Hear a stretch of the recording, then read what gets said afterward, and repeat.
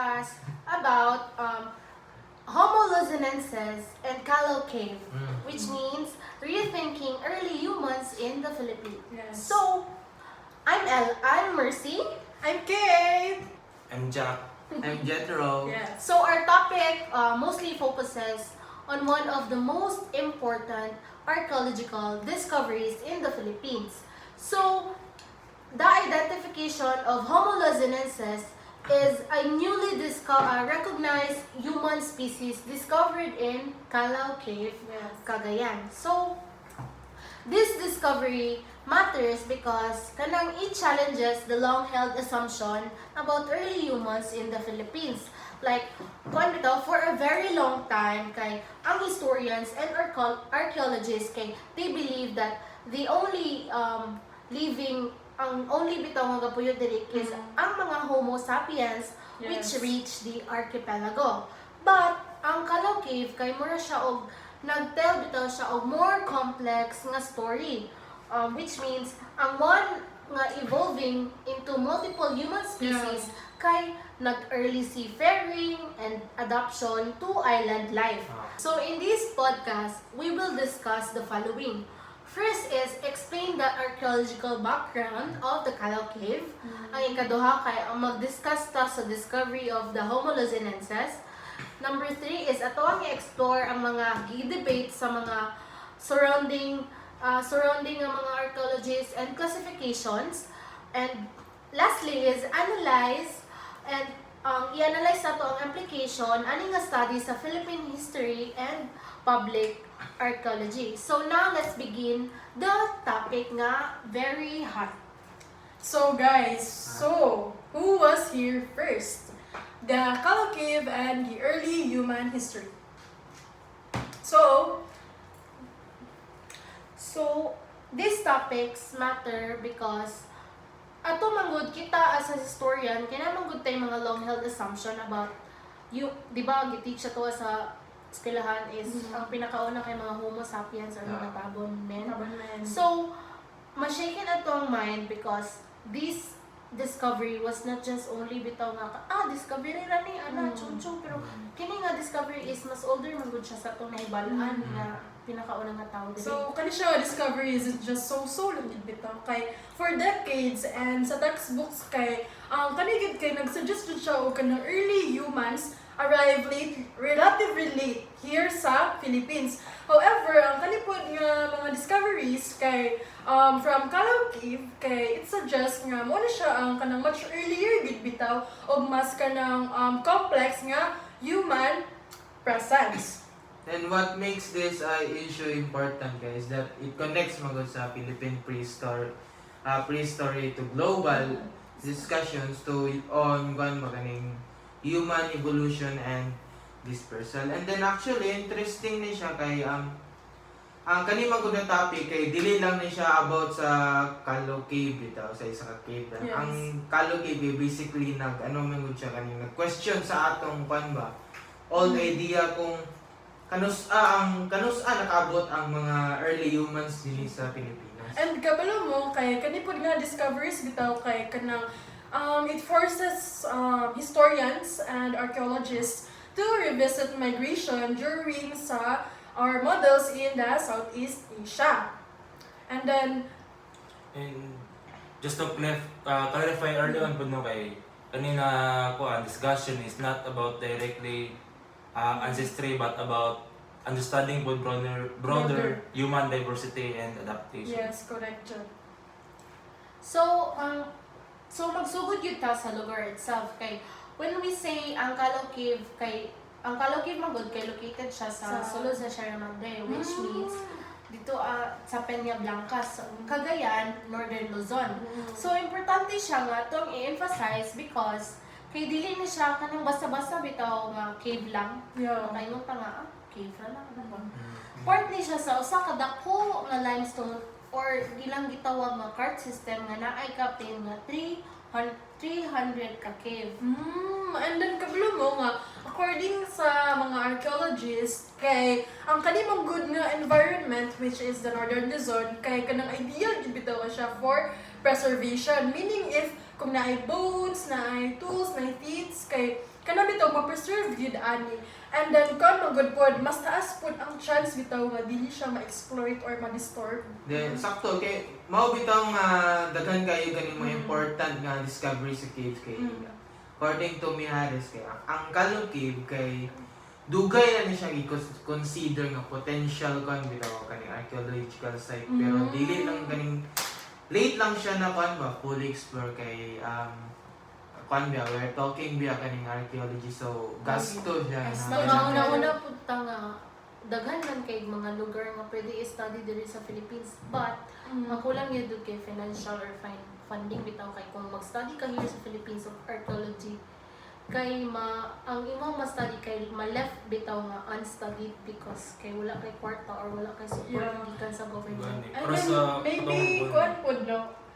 Basin ba, ang uban pod mga archaeologists kay, they were thinking if it's really worth it ba nga, kana bitaw, Gasto ilang sila. i-excavate or mo gasto bigod sila for like, para ano gyud siya, makita gyud bitaw nato, may bawaan gyud pod nato. Pero sa atong nakita na ako sa news na ang pag itong na-discover bitaw na kay sundan pa nilang study pero nag-cost siya 4 million bitaw. Grabe So, daw, mahal jud kayo. kay, mahal jud kay siya. So kanay po siya is Pang-contract din. dili po siya pasabot na karon na din siya na-discover day no. Kanay na discovery kay significance ang sa significance sa sulod ba. Oo, gyud tinuod. And especially katong nakita na nga football. Grabe ba, football? So exactly, ato mga 2007 kay during sa ilahang systematic excavation kay nakita nila ang third metatarsal, which means nga at first kay murag makaingon sila mga gamay kay siya kay gamay man jud kay siya ng tawon.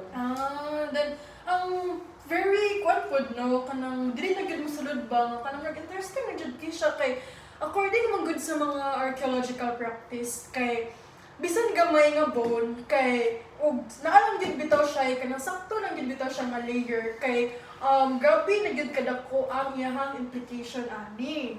Nya diyan na ni sulod ang kaning science part nga gigamit ng uranium nga series dating kay. According to journal Human Evolution kay niresulta mo gud ni siya og date nga years 60,000 7 years bitaw. So, Grabe, dugay ni siya. Oh, Oo, dugay. jud kayo, uy. Grabe 67,000 years meaning na at that time kay ang Luzon dili pa day connected sa kanday mainline na kwan Ah, Asia. So dili na din ta makapangutana nga og gyud sa nila pag-abot diri. Yeah, kay according man gud sa katulad geography kay bisan man gud og during kanang low sea levels bitaw kay separated yun daw ang Luzon. And then it's either intentional crossing or accidental na crossing. Sige sa ana sa Bisaya kanang ubos sa dagat ba? Ubas? Yeah. Ubas? Ubas bitaw? Mabaw. Maba? Dili. Dili. Ubas? Tayo, kaya kwan ko Sige kaya na. mo si Terman. Unsa kay term anatan? Dito no. Di ba lawom? Lalo? Dili lalong. Dili nakanta bitong sa Ay, panagat. Unas? Oh, Unas. unas. Ah. Unas. Unas. Oh my God, grabe man to brainstorming. So, O kwan mao po gani nga point nga ang nag-shake sa panugod og migration models kay before manggod ang assumption kay dili lang siya kaning capable sa mga early humans of sea travel yo. So pero kung nasa diri klaro kay naay capability day og adaptation. Yeah. Present dun sila. naka-live good sila. They were able to live here. So, maka-adapt mo good pod ni sila good. Depende sa kanang environment or sa area nga sila. So, moving on, no? Kanang dili nga part kay feel ako kay mo ni siya ang pinakainit na story na to kay ngano. Kay kini magud nga discovery is dili lang siya makaingon kag nga wow, wala ba? Kay pero kana magong pag mag-start na ka kay basta mag-story na dito kani kay mura kag maka-start og debate kay nabiya po uban nga motuo nga ang tabon may na pinakauna dahil ako uban nga basta sila yung pinakauna kay sila may pinakadugay. Divided yun ang mga perception yun bitaw sa una. Kabalo mo, sa una man yun kay ang mga tao before is very kanang careful yun bitaw. And then, according man good po sa mga early studies kay wala din bitaw sila niingon nga kanang kani daw sila, kanang mga Homo luzonenses. They were kani sila kay wala gid sila ni conclude nga new species na gid ni sila. Kay murag manggod ang ilaha pag yung gitas bitaw if it's Homo sapiens ba or not. Okay, which makes sense man gud kay sa science man gud kay dili man gud ka pwede mo declare nga uy kani siya new species. Scientist gid ni Oh, so na according to kaning scientific na standard is kailangan jud nimo kaning mga solid nga kwan bitaw. Solid nga evidence. Oh, but biskag gamay pa na siya nga parts of bodies. Gina-consider gyapon na nila as importante para mas accurate ang paggawa sila ang kwan bitaw. And This also kita as I love science lagi kay ka Jet. future historians. Jet, I love Kay- science lagi kay ka. Kan jud kanang kailangan gid pud nato mo fact check jud bitaw Ah. kay isud pud mag-comment to this history to mo niya. Wala bayad maulawon medyo daan na and Ikaw na kay may mong kuan new species ni dako kay siya claim bitaw kay murag ikaw ang niusab sa family tree sa humanity ba na umusapin na alay umulot zonensis. kita kay murag mo question jud nato uy unsa man jud ni unsa man jud ta tabon ba. So, saan mo na-feel ato kung paggawas anak? I feel very, I'm very happy right now.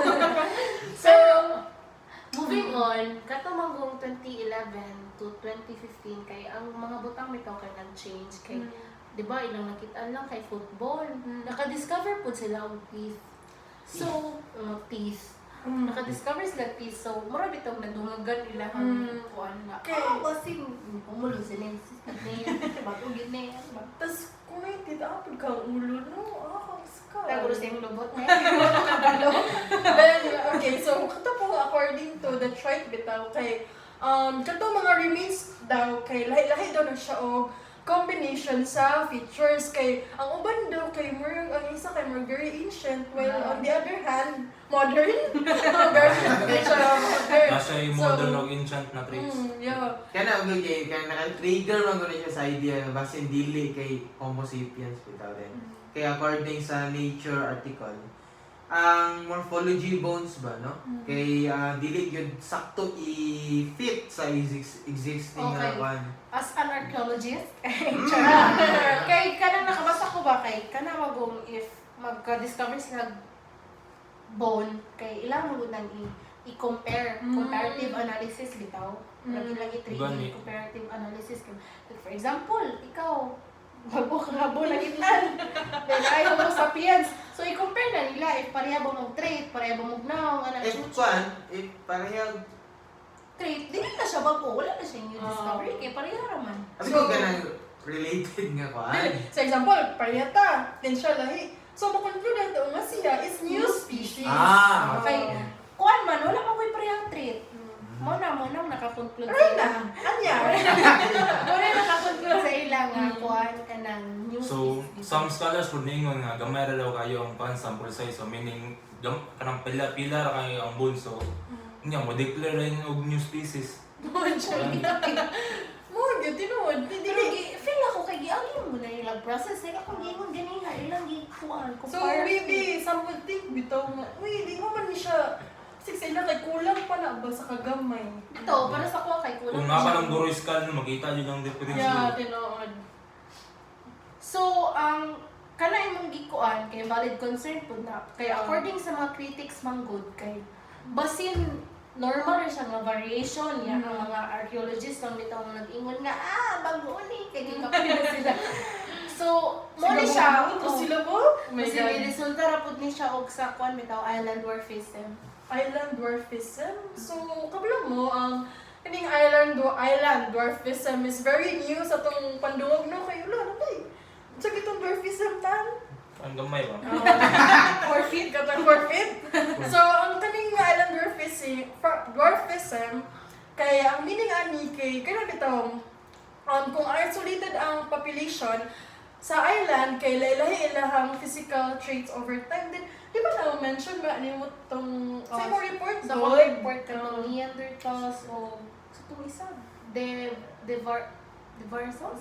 Maka-affect na yung location day sa Oo, itsura like, sa for example, ikaw, nagpuyong ka sa Antarctica, unya, kuan ka nga tao, initon. So, dapat kung in order for you to live sa kuan, Adapt niya ka day. mo adapt yun ka. Then for example, kana man gud sila kay basta man gud dili ka more isolated bitaw ka, wala ka nagkikon sa laing tawo ana kay wala kay diba kita nga di ba kita as tawo kay more tag visual learner kay Yeah, tinuod kung dyan. di na to makita di ta makabalo like for example sa sayaw masayaw ka na anak ka. So ang debate ani kay murag maingon siya ganin one-sided bitaw kay unique enough for new species pero ang other side kay moingon siya kaning kulang pa uban bitaw kulang pa og data. Kay, then we cannot blame pod ang mga tao kay lahi divided yun ang ilang perception. It's because basin na sa imo, okay na ni ay, niya so ko dili pa man na, di pa na siya enough, dili pa ko. Sabi taw ako, Dili pa ka satisfied Ah. enough to kanang think na, oy, mauna jud na din ikaw yung i-push sa work. Igana bitaw ang ilang perception bitaw. Unta ang mga na sila makitaan bitaw nga one of kasi kay one of us ang home kay kuan homologilenses ang Asian. Biasa, Diba? Diba kanya para maalag kita. Wala kita gid lang study. Gani mo ni ang nindot nga debate na nakita nimo sa archaeology bitaw dili lang kay black and white ba. Then according po sa scholars evolving jud ang kuan interpretation. Kay, of course, very complex jud ang archaeology. Daghan jud kay mga pangitabo. Kanang wata ka bulok nga nga bato, daghan jud giyagian, hapa na gikahapan ng pila pa na ka years nga nag-exist bitaw. So, it's not really kanang black and white jud kay daghan jud kay time ni bawaan jud. And for me or maybe for us kay importante ni siya para sa Philippines kay ngano. Ang homologilenses gyud kay mo ni siya ang which means kana jung kani bitaw naghatag sa tuwa nga ana giday kuan human presence nga sa una pa nga more than 47,000 years ago. Which, So whether ano siya kaning intentional or kaning Accidental. accidental. Kaya according sa mga kuan mo gud migration studies kay nagpasabot magud ni siya og kaning capable magud sila og kaning mga kuan ba kaning ang mga early humans ug mga sea crossing do. Island hopping. Mga grabe no, kay island hopping. Yes. Kita ba yun sa mga to ron? So So, which really leads us to the bigger question mo, yun saan yun nila pag-abot yun di ari? Gani, Yun saan dili yun kay- nila, ano, Philippines yun? Mo dili kay naon ba kay ato biyang gina-underestimate ang mga sa una mga early humans Kasi no. ikaw rin nag-underestimate. Minsan na pag-abot nila diri ba nga Kay- kita kay maglisod bet ang travel ta kabalo nga sila Tapos kay. ginatawa po beta sa lain nga mga country kay mga primitive ta ng mga late developers bitaw. Yeah. So kini nga discovery is nag-approve siya nga na early human presence diri nga makaingon ta nga naka-adapt na sila sa island life, nakabalo sila so di ba makapangutan ta sa ilang ikaon ka bas lagbotong. Alam lang, basi guys, na sa Morphe. Diba? Hindi ba like, usong kinilaw sa una yun. Saka nila, oh my God. Very conscious kayo siya. So, di ba? So, diri na din ta maabot sa implications for Philippine history like unsa ang pasabot ani para sa ato ang kasaysayan. So karon ato ni siya i-connect. Unsa man gyud ang pasabot ani para sa Philippine history kay dili man gyud siya archaeology ra. May mag archaeology ra na study ra nya. Maka-shaken lagi siya. Nabi siya, anthropology, it connects jud. Bitaw din, if example natin makita ngayong ani, daghan jud kayo o kanang kailangan usabon. Dahil kini manggod nga discovery is kuan siya ba kanang nagakonect siya sa historical narrative tinaon. sa Philippines. So kung ato gyud bitaw tan-awon gyud ang kanang mga old history books jud bitaw kay murag lit gyud kay ta ni sulod sa story nga kana bitaw humanity. And also according sa mga kanang mga traditional lang gud mga narratives is that murag peripheral gid bitaw ang Philippines. So grabe jud kay ang ilang mga perspective and thoughts sa ato ano kay murag bitaw uy Philippines lang murag ayun bitaw sa murag ana Wala murag mo lang sa Bisaya. yeah correct karon Bisaya. rage bite kayo Rage bait kayo. No, pero with Calo Cave, kay murag dili gid na siya kanang siya i-maintain bitaw na kay if naaman human presence guide around like 60,000 kuan 67 oh 60,000 67,000 taro ka ba 67,000 years Yes. ago then kaning sa UK siya ni kuan bitaw ni sulod si Xena Exena jud ka na Exena. iya Ikaw ni makapangutan na ka ba ngano wala siya gi-emphasize bitaw sa una? Is it because kulang og evidence before or kay mas focus ra gyud ang history sa kuan kanang history sa colonization ba. Kung Yeah. tinood yun po na. Primera Kay- Spanish. Overlook ba? Kanang makaingon ka ba nga, nganong wala pa nila discover niya ang mga katong mga tabon na discover man nila nga naa may namatay pinaka-old. Wala, bitaw, marag baka ko siya sa may sila. Ayaw man, gidig-dig. Kaya napamadali ako, gidig-dig. Kaya napagid siya ni Gawa. Nana sa atong historical narrative ba nga, Yeah. pinakauna kay Tabon men. Kung kita kay Boko, sa mani, oy! Mabi, Jude. Actually, kanay mong gi-question kay nice man gid kay na kay according sa mga historians kay kasagaran sa Philippine history magid kay nagsugod gyud sa unsa man written Hala?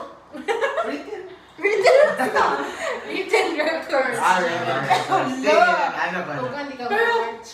Given the fact na nag-tackle ta kayo sa itong pre-colonial history bitaw, so murag, uy, dili lang mga sa mga Spanish. Kuha, namagin tayo mga Atamanzas first bitaw before. So meaning ang Spanish period bitaw pero ang archaeology magod kay nag-show bitaw sa to ang kanang daghan kaayong storya before ana. And then, ang kanipod nga implication or kanang the message that nga ano bitang gipaabot sa tuwa is really need to expand nga kanang bitang Filipino history books or the Filipino history kay dili lang manggod siya sa 500 years of colonization but also kay it's 1,000 years jud bitaw of human presence. Kung kinood nga sa'yo kayo, so ikaw yun siya kaning kwan diba, kaning mga humans diri then it really changed how we see Philippines history bitaw kay dili lang siya about kaning colonization, mas taas og kaning mas dalom ang storya. And then kaning this also kaning kwan bitaw affects how we understand the identity kay kung dugay manggod kayo na humans diri meaning daghan kayo layers of kaning migration, adaptation o kaning interaction. Kasi Yes. pagbasa nimo nga pagkabalo nimo nga sa mga Shock lang. Sa shock. Shock lang. So dili jud siya Pero simple impressed bitaw. ko kanang Dili siya kaning simple ba nga mao ni ang first Filipino kay according ba sa scholars complex gid kayo ang istorya sa population movement. Exactly. Sure. And ang another implication ana kay about bitaw sa capability sa early humans. Sa una kay underestimate na sila, di ba? As we all know. Daw-daw, graba yun. Sabot na sa mga Spaniards. Pas mo na, ma-hurt ka ba yun? Ma? And then, kabalo mo, pero kung makaabot po sila sa Luzon, kay kinahanglan mong good nila yun ng cross jud o dagat or sea or river or whatsoever. Meaning nga, dili gid sila passive. And also, according sa mga migration studies daw, kay active gid sila mga agents jud bitaw sa ilahang own movement. So overall, ang Kalong Cave kay it pushes us rethink that ang Philippines kay not as isolated Yes, kay as they think. but as connected sa Southeast Asia humans history ko. Mugani kana pa lang daan dako na kay siya shift sa narrative. No? Dagan siya kayo mga nahitabo. And also, karon pod kay atong tan-awon ang public history nga side bitaw. More tag modwell bitaw nga. Like for example, na-discover naman, so daghan og tao nga gusto mo adto dito. And giunsa man nila pag-preserve bitaw sa mga na-assign dito. Ato po siyang tan-awon sa public history side bitaw kay ngano unsa man gyud ang ginabuhat sa mga public media institution ani nga discovery. And then kabalo mo, for me lang na personally kay ang pinaka-common manggod pod nga mga kita sa media daw kay they were ang misconception bitaw is that they said nga ang Kalong Cave daw is the oldest Filipino. And Ang Kalauman. ay Kalong Cave ba niya? Balibog kanina. Again. Dili ba? Alam mo na yung tao ang Kalauman. Sorry, Berg, nalang na ko. Coincidences. Joke lang. So, kanina gid bitaw itong mga pinaka-common jud. Then, ang Calauman jud daw ang oldest nga Filipino, which is very kana bitaw catchy jud kay siya. Uy, kinsa man jud. And according to mga scholars kay inaccurate gid na siya. Kaya ang kuan magod, ang Homo luzonensis magod kay dili man siya kaning direct ancestor o sa modern Filipinos, Yeah. okay? So pero mas sayon man good i-digest ang simple nga storya. Tulog na jet ba nga. Wait, sabi. Kay kan magod kay complicated mo na explanation. Nakoy, kuan ba, pangutana, kay nga nung Homo luzonensis ko na tawag. Kay na siya sa Luzon. Pwede mo din Homo Mindanaoensis. Mindawanan. Lalaan. Ang Sorry, mga Jay. ibang question na to kay sa public man good. Kay gusto jud dahil nila pero may nga straight answer ba. Pero sa archaeology man good dili man good na sa nga na ka-clean. Pero kung ikaw, as public na kanang tanaw ra ka gusto ko diya kag straight answer kay para di ko Dili ba nalisod kay kulang-kulang biya mo Mura ba. gusto dito sa public kay basig ma-chat GPT ra ko sa public ba. Kay mga archaeologists dili ko jud nga na ha.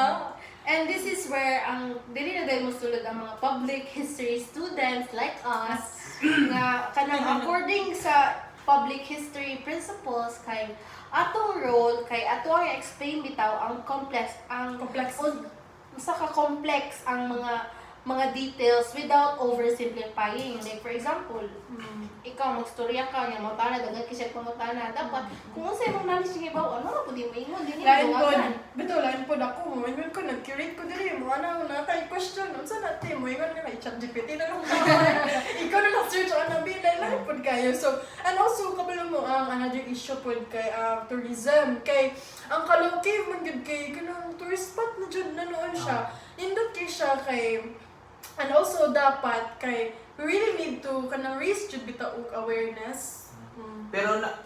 Pero kung kuan na pod risk kaning according magud sa mga heritage expert magud kay kung walay tarong nga management kay sa tourism kay ang maka-damage na siya sa mga site. Samot na yung dahil mga damak ng mga tao.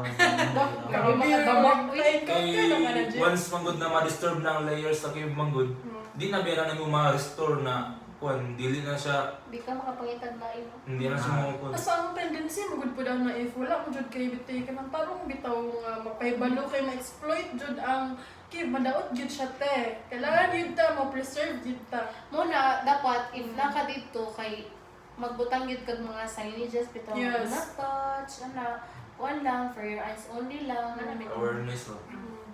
So, ang usa man gyud ang mga sayop sa public kay we consume heritage as entertainment, dili siya responsibility bitaw. Like for example, parehas lang dira sa City Hall karon, di ba? Naay mga Smurf dira nga ilang ipangbitay niya. Ang ginabuhat mong good sa ron sa City Hall kay di ba pinakauna nang butang sila. Tas daghang kitaw niya dili niya makontrol ang crowd ba. Yeah. Ilang matouch niya. Kung matouch, maghimo na pug lain. So ilang ginabuhat kay ilang ginalinya ang tawo. So karon naglinya na sila, like for example 10 lang say makasulod kay para ma-enjoy ko bitaw ang Gilimit din nila. ilang gilimit. Kasi also kay aside po na nakakatapit lang, di ba recently naka-visit na ta sa Butuan. Di ba naka ano dyan Diba? siya, Naka-frame. naka-frame. Dyan siya nasulod dyan dito. Then also ang kapong mga balangay boots dyan po nga na-discover na abi dyan siya yung mga label. And also wala di yun na rin i-touch ba yun kay mga ancestor mo siya. Ayaw lang. Makasya siya po. Hindi ba wala siya. Ayaw pag nga na kay Gabi. May kayo na.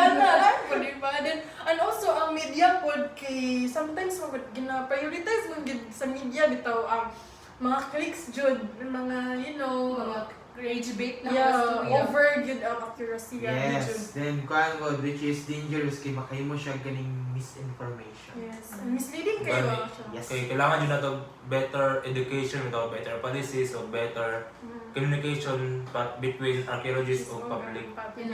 So, as we end, Kay dili lang niya siya about sa Calao Cave as a site. Para sa amuha, it's about how we tell our past. yes.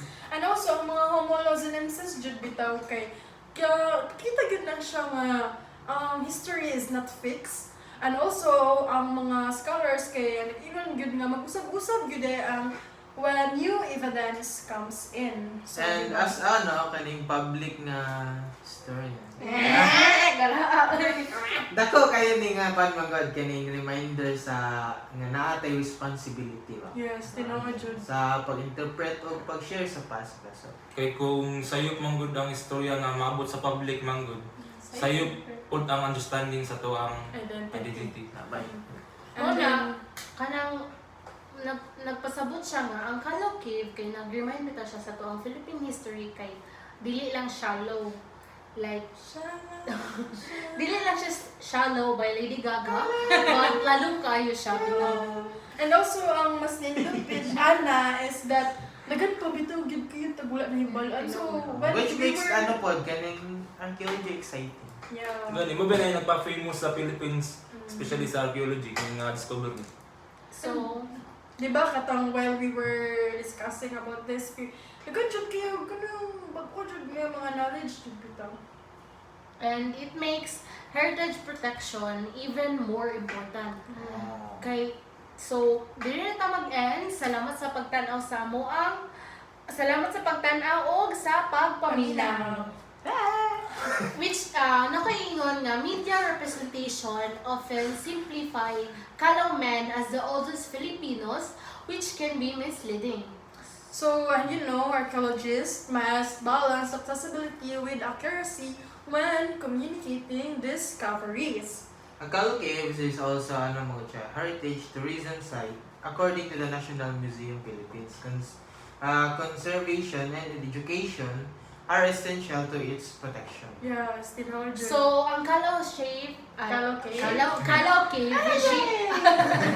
Calao Cave reshapes us in a way that ang atong understanding of early human presence in the Philippines. And then, ang Homo Lazanensis debates, muna siya nag-demonstrates bitaw that historical interpretations evolve with new evidence. That's all! That's all. Thank you for Bye! watching.